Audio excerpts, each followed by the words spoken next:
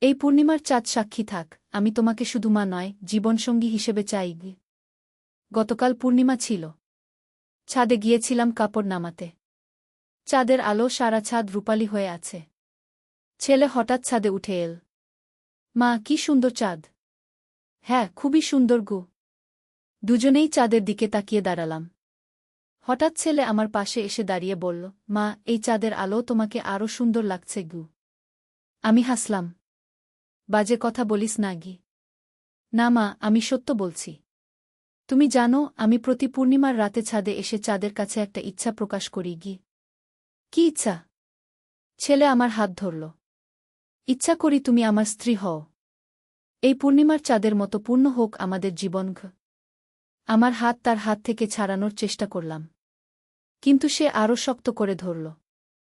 মা, আমি জানি এটা অস্বাভাবিক। কিন্তু এই চাঁদ সাক্ষী, আমি তোমাকে একজন পুরুষের মতো ভালোবাসি। চাঁদের আলো আমার মুখে পড়ছিল। ছেলের চোখেও সেই আলোর প্রতিফলন। আমি তোমাকে বিয়ে করতে চাই। আমরা এই বাড়ি ছেড়ে অন্য কোথাও চলে যাব। নতুন নাম নিয়ে, নতুন পরিচয় নিয়ে। কি তুই কি বলছিস জানিস? আমি জানি মা। কিন্তু ভালোবাসায় কোনো বাধা মানে না। এই চাঁদের মতো আমাদের ভালোবাসাও পূর্ণতা পাবে গি। রাতের হাওয়া আমার শাড়ি উড়িয়ে দিচ্ছিল। ছেলের কথা আমার কানে বাজছিল। চাঁদ দেখে আর ভালো লাগছিল না। ছাদ থেকে নেমে গেলাম। এই গল্পটি সম্পূর্ণ শুনলে আপনাদের পানি অটোমেটিক বের হয়ে যাবে, সো যত দ্রুত সম্ভব হাতের কাছে টিস্যু নিয়ে বসে পড়ো। বিছানার চাদর যেন নষ্ট না হয় সেটা সম্পূর্ণ খেয়াল রাখার অনুরোধ জানিয়ে গল্পটি এখন শুরু করব। তার আগে সর্বশেষ অনুরোধ, দয়া করে এমন পানি বের করার গল্প নিয়মিত শুনতে আমাদের চ্যানেলটি সকলেই সাবস্ক্রাইব করুন। ধন্যবাদ। হ্যালো বন্ধুরা, আমার নাম অনুপমা দাস। আমার বয়স ৩৯ বছর। আমার স্বামীর নাম সুব্রত দাস, বয়স ৫২ বছর। আমাদের ২ সন্তান, সৌমিত্র আর রিমা। সৌমিত্র ২১ বছর বয়সী, ইউনিভার্সিটিতে পড়ে। রিমা ১৪ বছর বয়সী, হাই স্কুলে যায়। আজ যে ঘটনা বলবো সেটা আমার জীবনে ঘটা সবচেয়ে রহস্যময় ও রোমাঞ্চকর অভিজ্ঞতা। মনে হচ্ছিল যেন কোনো গোয়েন্দা উপন্যাসের পাতা থেকে বেরিয়ে এসেছে বাস্তবতায়। গল্পটা শুরু হলো গত মাসের পূর্ণিমার রাতে। সেদিন আমি স্বামীর অফিসের বার্ষিক অনুষ্ঠান থেকে ফিরে এসেছিলাম রাত ১০টার সময়। সৌমিত্র আর রিমা তখন নিজেদের রুমে পড়াশোনা করছিল। স্বামী সুব্রত বাহিরে কোনো একটা জরুরি কাজে গেছেন, দেরি করে ফিরবেন বলে জানিয়ে গেছেন। আমি সন্ধ্যার শাড়ি ছেড়ে সাধারণ পোশাক পরে নিলাম। একটু বিশ্রাম নেওয়ার জন্য ব্যালকনিতে গেলাম। পূর্ণিমার চাঁদ তখন আকাশের মধ্যখানে। চাঁদের আলো সারা আঙিনা রূপালি হয়ে আছে। হঠাৎ করে আমার কানে ভেসে এল একটা অদ্ভুত আওয়াজ। মনে হলো কেউ যেন আমার নাম ডাকছে। কিন্তু স্বর চেনা লাগছে না। আওয়াজটা আসছে আমাদের বাগানের দিক থেকে। অনুপমা! অনুপমা! ঘি। আমি ব্যালকনি থেকে নিচের দিকে তাকালাম। কিন্তু কাউকে দেখলাম না। চাঁদের আলো, বাগানের গাছপালা স্পষ্ট দেখা যাচ্ছে। কিন্তু কোনো মানুষের ছায়া নেই। আবার আওয়াজ এল, অনুপমা! নিচে নেমে এসো গু। এবার মনে হলো আওয়াজটা আসছে বাগানের শেষ প্রান্তে থাকা পুরনো আমগাছটার নিচ থেকে। আমি দ্বিধায় পড়ে গেলাম। এত রাতে একা নিচে যাওয়া ঠিক হবে কিনা। কিন্তু কৌতূহল আমাকে তাড়া করতে লাগল। কে আমাকে ডাকছে এত রাতে? আর কেনই বা এমন রহস্যময় ভঙ্গিতে? আমি ধীরে ধীরে সিঁড়ি দিয়ে নেমে বাগানে গেলাম। চাঁদের আলো, চারদিক পরিষ্কার দেখা যাচ্ছে। আমগাছের দিকে এগিয়ে গেলাম। আমগাছের নিচে গিয়ে দেখি একটা পুরনো কাঠের চেয়ার রাখা আছে। চেয়ারের উপর একটা সাদা কাগজ রাখা। আমি কাগজটা হাতে নিলাম। কাগজে সুন্দর হাতের লেখায় লেখা ছিল, প্রিয় অনুপমা, তুমি যে রহস্যের সন্ধান করছো তার সূত্রপাত আজ থেকে। তোমার পরিবারের সাথে জড়িত একটি গোপন বিষয় আছে যা তুমি জানো না। যদি সত্য জানতে চাও তাহলে আগামীকাল রাত একই সময়ে এখানে আসবে। সাথে নিয়ে আসবে তোমার বিয়ের ফটো অ্যালবাম। কাগজে কোনো স্বাক্ষর ছিল না। শুধু শেষে একটা ছোট্ট চাঁদের ছবি আঁকা ছিল। আমার হাত কাঁপছিল। এ কী ধরনের রহস্য? কে জানে আমার পরিবারের ব্যাপারে? আর বিয়ের অ্যালবাম কেন চাইছে? আমি চারদিকে তাকালাম। কোথাও কেউ নেই। শুধু রাতের নিস্তব্ধতা আর চাঁদের আলো। ভয়ে ভয়ে বাড়িতে ফিরে গেলাম। সৌমিত্র আর রিমা তখনও পড়াশোনা করছে। আমি তাদের কিছু বললাম না। স্বামী সুব্রত ফিরলেন রাত 12টার সময়। আমি তাকে কিছু বলব কি না ভাবছিলাম, কিন্তু শেষ পর্যন্ত কিছু বললাম না। ভাবলাম প্রথমে দেখি কি হয়। পরদিন সারাদিন আমার মন ভালো ছিল না। বারবার মনে পড়ছিল রাতের ঘটনা। কে আমাকে ডেকেছিল? কী রহস্য আছে আমার পরিবারে? সন্ধ্যার দিকে আমি বিয়ের ফটো অ্যালবামটা বের করলাম। বহুদিন পর অ্যালবাম খুলে দেখছি। এর মধ্যে আমার আর সুব্রতের বিয়ের সব ছবি আছে। আত্মীয় স্বজনদের ছবি আছে। রাত 10টার সময় আমি আবার বাগানে গেলাম। অ্যালবাম নিয়ে গেছি। এবারও আমগাছের নিচে সেই চেয়ার রাখা। আর চেয়ারে আরেকটা কাগজ। কাগজে লেখা ছিল, তুমি এসেছ দেখে ভালো লাগল। এবার অ্যালবাম খুলে পাতা নম্বর 17 দেখো। সেই পাতার তৃতীয় ছবির দিকে মনোযোগ দাও। আমি অ্যালবাম খুলে পাতা 17 খুঁজে বের করলাম। সেই পাতায় আমাদের বিয়ের সময়কার পারিবারিক ছবি আছে। তৃতীয় ছবিতে দেখি আমি আর সুব্রত বসে আছি। আর আমাদের পিছনে দাঁড়িয়ে আছে বিভিন্ন আত্মীয় স্বজন। চাঁদের আলো ছবিটা ভালো করে দেখতে পারছিলাম না। আমি মোবাইলের টর্চ জ্বালিয়ে ছবিটা দেখলাম। হঠাৎ করে আমার চোখ আটকে গেল এক জায়গায়। ছবির একদম ডান পাশে একটু দূরে দাঁড়িয়ে আছে একজন মধ্যবয়সী মহিলা। মহিলাটার মুখ অর্ধেক ছায়ে ঢাকা। কিন্তু যতটুকু দেখা যাচ্ছে সেটা অদ্ভুত লাগছে। মহিলাটার চোখ দুটো অন্যদের থেকে ভিন্ন। চোখের দৃষ্টি সরাসরি ক্যামেরার দিকে। আর চোখের ভাব এমন যেন সে কিছু জানে যা অন্যরা জানে না। আমি ছবিটা আরও ভালো করে দেখলাম। মহিলাটাকে আমার চেনা মনে হচ্ছে। কিন্তু কোথায় দেখেছি মনে করতে পারছি না। এমন সময় আমার পিছন থেকে একটা কণ্ঠস্বর ভেসে এল, চিনতে পারছ তাকে? আমি চমকে পিছনে ঘুরে তাকালাম। দেখি একজন মহিলা দাঁড়িয়ে আছে। বয়স প্রায় 50-এর কাছাকাছি হবে। লম্বা চুল, পরনে সাদা শাড়ি। চাঁদের আলো তার মুখ স্পষ্ট দেখা যাচ্ছে। আপনি কে? আমি জিজ্ঞেস করলাম। মহিলা হাসল। আমি সেই মানুষ যাকে তুমি ছবিতে দেখছিলে গু। আমি আবার ছবির দিকে তাকালাম। সত্যিই ছবির মহিলা আর সামনের মহিলার মুখ একই রকম। তবে ছবিতে যার বয়স 40-এর কাছাকাছি, সামনের জন এখন 50-এর। কিন্তু এটা কি করে সম্ভব? বিয়েতে তো আপনাকে আমি দেখিনি গি। দেখনি? না দেখার ভান করেছ, মহিলা বলল। আমি বিভ্রান্ত হয়ে গেলাম। আমি বুঝতে পারছি না গি। মহিলা কাছে এসে বসল। অনুপমা, তুমি কি জানো তোমার স্বামীর প্রথম বিয়ে হয়েছিল? আমার মাথা ঘুরে গেল। কি বলছেন আপনি? সুব্রতের প্রথম বিয়ে? এ কী ধরনের কথা? আমি সুব্রতের প্রথম স্ত্রী। আমার নাম প্রীতিলতা গু। মনে হলো যেন মাটি আমার পায়ের নিচ থেকে সরে যাচ্ছে। আমি চেয়ারে বসে পড়লাম। এটা হতে পারে না। সুব্রত আমাকে বলেছে আমিই তার প্রথম স্ত্রী গো। তাহলে সে মিথ্যা বলেছে। আমাদের বিয়ে হয়েছিল আজ থেকে 25 বছর আগে। তোমাদের বিয়ের 3 বছর আগে গু। আমার মনে হচ্ছিল স্বপ্ন দেখছি। কিন্তু আপনি কোথায় ছিলেন এতদিন? কেন আমার সামনে আসেননি? প্রীতিলতা দীর্ঘশ্বাস ফেল। এটা একটা লম্বা গল্প। আমি আর সুব্রতের মধ্যে কিছু সমস্যা হয়েছিল। তারপর আমি এই শহর ছেড়ে চলে গিয়েছিলাম। অন্য শহরে গিয়ে নতুন করে জীবন শুরু করেছিলাম গো। তাহলে এখন কেন ফিরে এসেছেন? কারণ আমার মেয়ে। আমি আর সুব্রতের একটা মেয়ে আছে। তার নাম ঈশিতা। তার বয়স এখন 23 বছর। আমার চোখের সামনে অন্ধকার নেমে এল। মেজে? সুব্রতের আরও একটা মেয়ে? হ্যাঁ। আর এখন সেই মেয়ের কিছু সমস্যা হয়েছে। তার চিকিৎসার জন্য তার বাবার সাহায্য দরকার। আমি কিছুক্ষণ কিছু বলতে পারলাম না। এত বড় একটা সত্য আমার কাছে লুকিয়ে রেখেছে সুব্রত। তার আরও একটা স্ত্রী আছে, আরও একটা মেয়ে আছে। আপনি কি প্রমাণ দিতে পারবেন যে আপনার কথা সত্যি? প্রীতিলতা তার ব্যাগ থেকে একটা ফাইল বের করল। এখানে আমাদের বিয়ের সার্টিফিকেট আছে। ঈশিতার জন্ম সার্টিফিকেট আছে। আর আছে আমাদের বিয়ের কিছু ছবি। আমি ফাইল খুলে দেখলাম। সত্যিই সুব্রতের সাথে প্রীতিলতার বিয়ের কাগজপত্র আছে। ঈশিতার জন্ম সার্টিফিকেটে বাবার নাম সুব্রত দাস লেখা। আর ছবিতে দেখি অনেক তরুণ সুব্রত। তার সাথে এই প্রীতিলতা, তবে অনেক কম বয়সে। দুজনেই খুব খুশি দেখাচ্ছে। কিন্তু আপনারা ডিভোর্স নিয়েছিলেন? না, ডিভোর্স নিইনি। আমি শুধু চলে গিয়েছিলাম। আইনত আমি এখনও সুব্রতের স্ত্রী গো।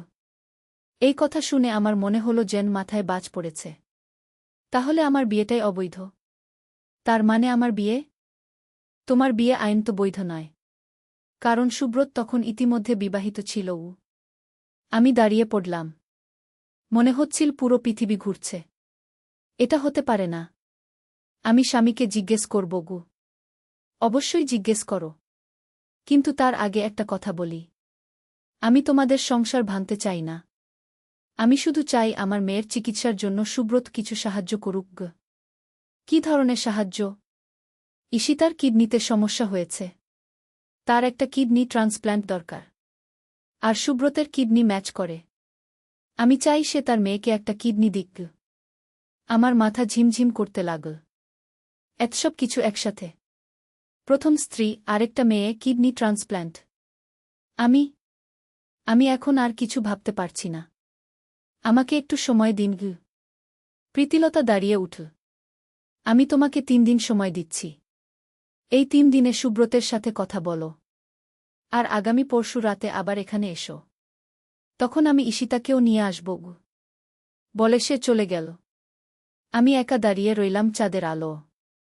ভোর হওয়া পর্যন্ত আমার ঘুম হল না। সুব্রত কি সত্যি আমার কাছে এত বড় একটা সত্য লুকিয়ে রেখেছে?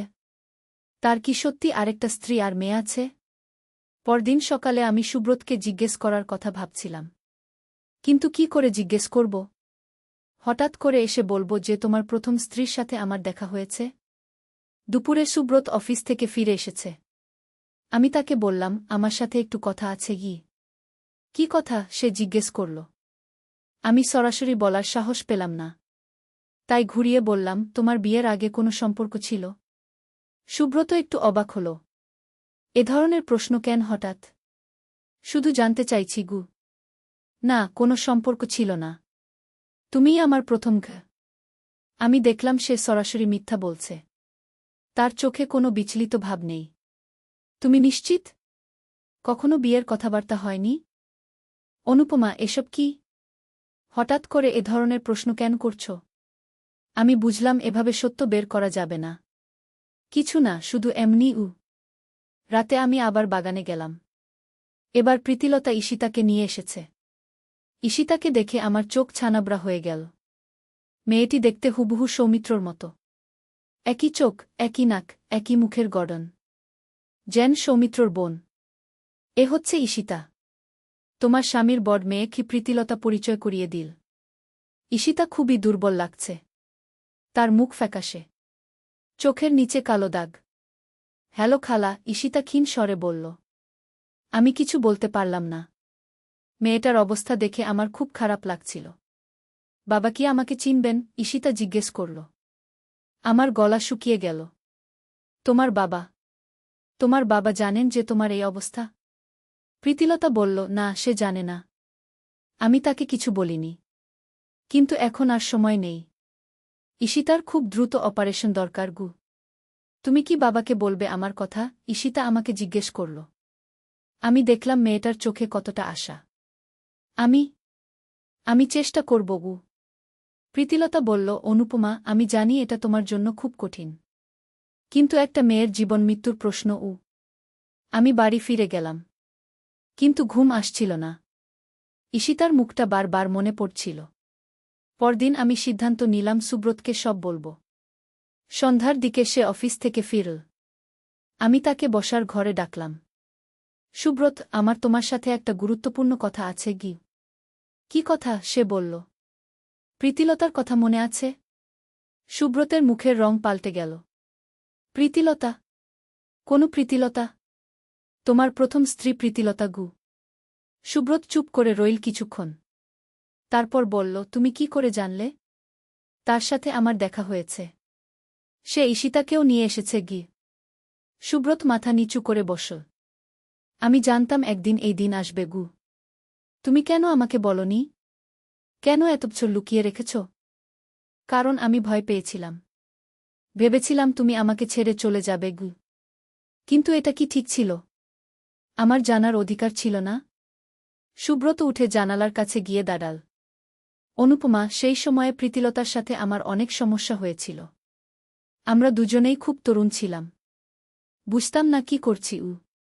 তারপর তারপর একদিন সে হঠাৎ করে বাড়ি ছেড়ে চলে গেল। সৌমিত্র বলল, দিদি তোমার ঠিক হয়ে যাবে, বাবা তোমাকে সুস্থ করে দেবে গি। প্রীতিলতা আমার কাছে এল। অনুপমা, তোমাকে অনেক ধন্যবাদ, তুমি না থাকলে এটা সম্ভব হতো না গি। আমি বললাম, আমরা একটা পরিবার, পরিবারের কেউ বিপদে থাকলে সবাই মিলে সাহায্য করতে হয় গি। পরদিন সকালে অপারেশন শুরু হল। দুটো আলাদা থিয়েটারে সুব্রত আর ঈশিতার অপারেশন হচ্ছিল। আমরা সবাই বাইরে অপেক্ষা করছিলাম। প্রীতিলতা অনেক চিন্তিত। আমি তার হাত ধরে বললাম, চিন্তা করো না, সব ঠিক হয়ে যাবে। 6 ঘন্টা পর ডাক্তার বেরিয়ে এল। অপারেশন সফল হয়েছে, দুজনেই ভালো আছে গি। আমরা সবাই খুশিতে আত্মহারা হয়ে গেলাম। কয়েক সপ্তাহ পর সুব্রত আর ঈশিতা দুজনেই পুরোপুরি সুস্থ হয়ে গেল। ঈশিতার মুখে আবার হাসি ফিরে এল। একদিন প্রীতিলতা আমাদের বাড়িতে এল। সে বলল, অনুপমা, আমি এই শহর ছেড়ে চলে যেতে চাই। ঈশিতাও চায়। কেন? তোমরা এখানেই থাকো। না, এটা ঠিক হবে না, তোমাদের সংসারে আমরা সমস্যা হয়ে দাঁড়াব। আমি বললাম, তোমরা কোনো সমস্যা নও, আমরা সবাই একসাথে থাকতে পারি গিয়ে। কিন্তু প্রীতিলতা তার সিদ্ধান্তে অটল রইল। কয়েকদিন পর সে আর ঈশিতা আমেরিকা চলে গেল। সেখানে প্রীতিলতার একটা চাকরির সুযোগ হয়েছিল। যাওয়ার আগে ঈশিতা আমাকে বলেছিল, খালা, তুমি আমার দ্বিতীয় মা, তুমি না থাকলে আমি বাঁচতাম না গি। এখন ঈশিতা আমেরিকায় ভালো আছে, মাঝে মাঝে ফোন দেয়, ভিডিও কল করে। সৌমিত্র আর রিমার সাথে নিয়মিত কথা বলে। সুব্রত আর আমার সম্পর্ক আরও গভীর হয়েছে। আমরা দুজনে মিলে সিদ্ধান্ত নিয়েছি আর কোনো গোপনীয়তা রাখব না।